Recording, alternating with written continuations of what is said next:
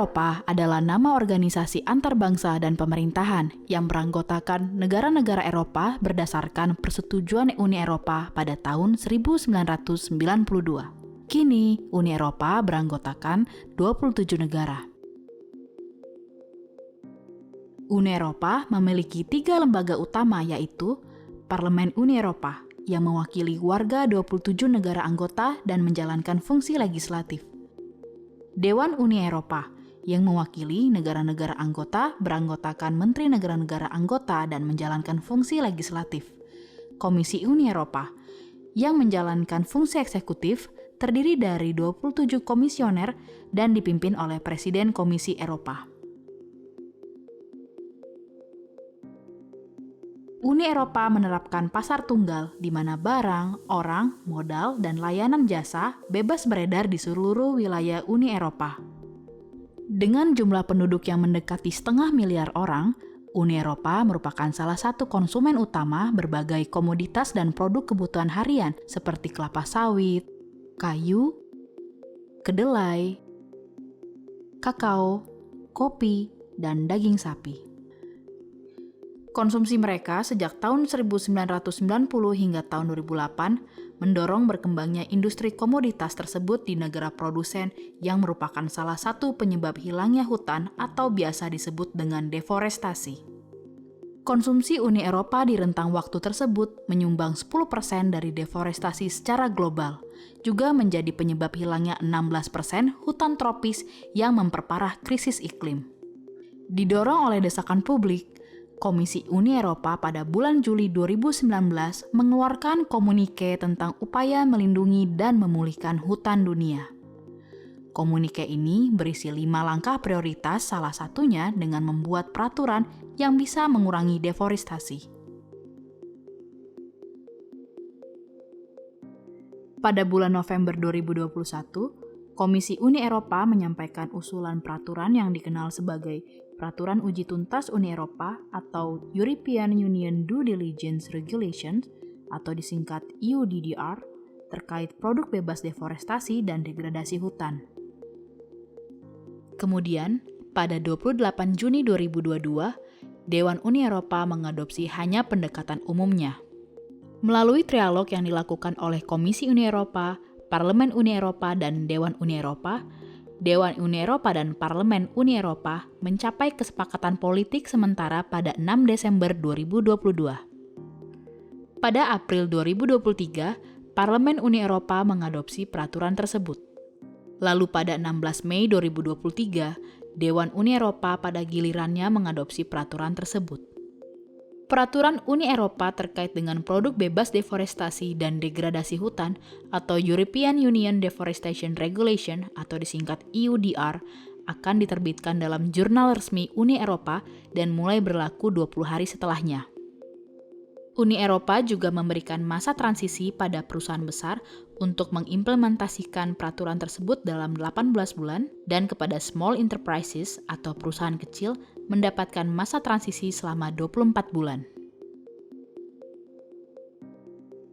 Siapa yang menjadi subjek hukum peraturan ini dan apa saja kewajibannya? Peraturan ini berlaku pada seluruh operator dan pedagang, yaitu perusahaan yang didirikan, terdaftar, dan berlokasi di Uni Eropa.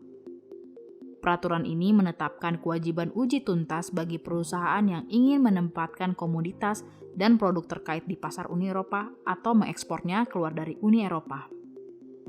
Operator dan pedagang harus memastikan bahwa produk tersebut bebas deforestasi, yaitu diproduksi di lahan yang tidak mengalami deforestasi setelah 31 Desember 2020. Legal dengan arti mematuhi semua undang-undang relevan yang berlaku di negara produsen serta dilengkapi dengan pernyataan uji tuntas. Kewajiban operator dan pedagang.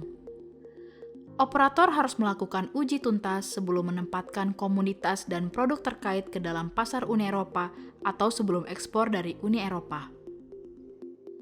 Operator yang telah melakukan uji tuntas komoditas dan produk terkait yang telah memenuhi persyaratan peraturan ini harus menyediakan pernyataan uji tuntas kepada otoritas yang berwenang melalui sistem informasi.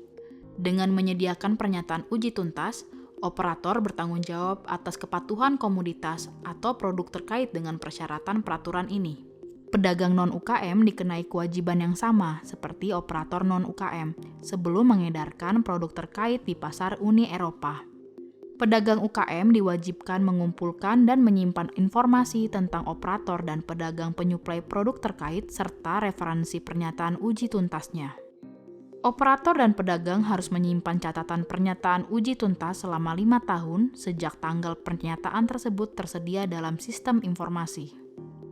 Operator dan pedagang yang telah menerima informasi baru, termasuk kekhawatiran dengan bukti bahwa komoditas atau produk yang bersangkutan yang telah mereka tempatkan di pasar tidak sesuai dengan persyaratan peraturan ini, harus segera menginformasikan kepada otoritas yang berwenang dari negara anggota di mana mereka menempatkan komoditas atau produk terkait di pasar.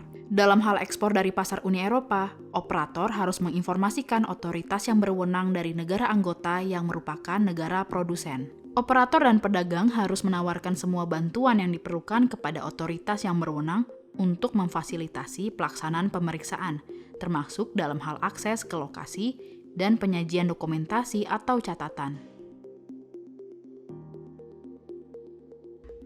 Apa saja jenis komoditas yang disepakati untuk diatur? Jenis komoditas yang disepakati untuk diatur antara lain daging sapi, coklat, kopi, kelapa sawit, kedelai, kayu, dan karet.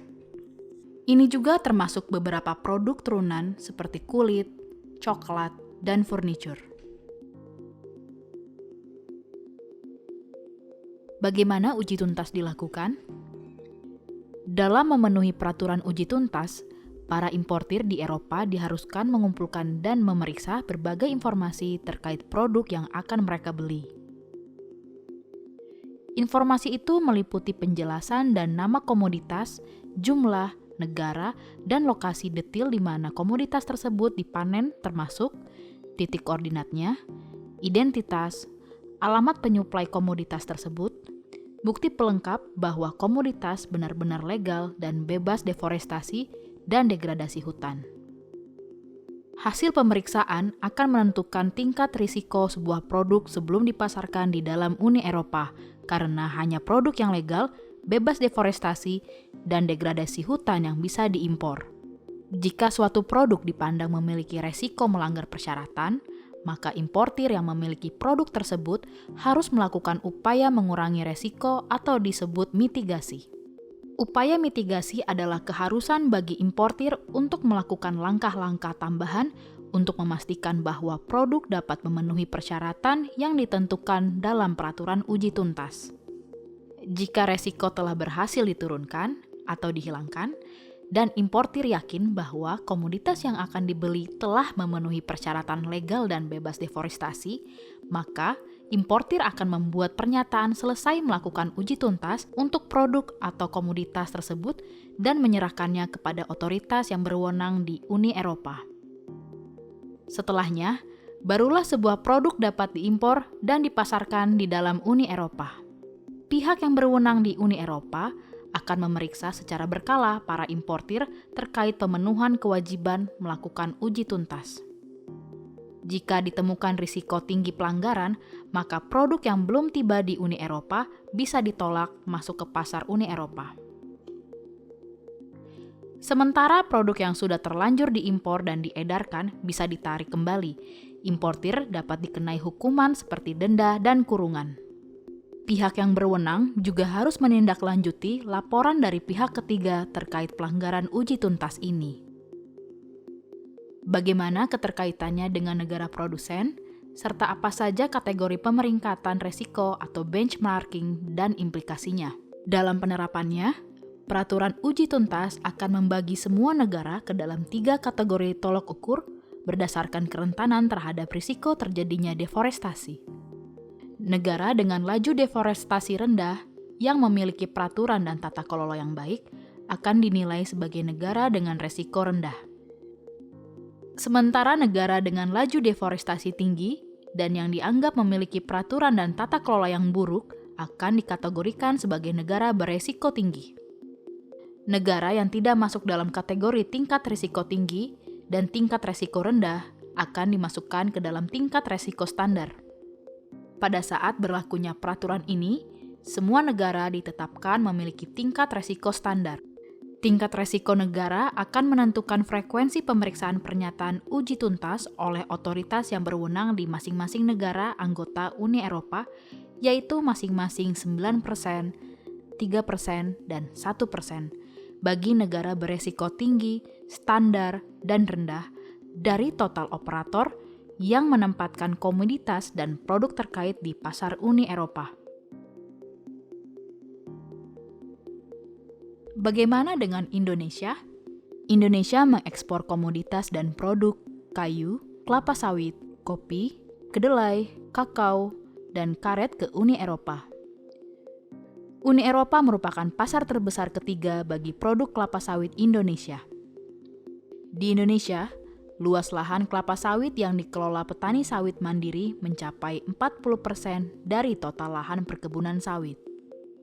Artinya, petani sawit mandiri berperan penting sebagai penyuplai bahan baku pengolahan produk kelapa sawit. Dengan peraturan ini, perusahaan dan petani sawit juga harus bisa memenuhi persyaratan uji tuntas.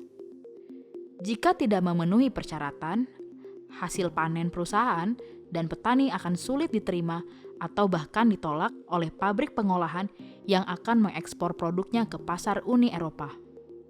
Dengan kata lain, peraturan ini dapat berdampak negatif bagi perekonomian karena pasarnya di Uni Eropa jadi tertutup.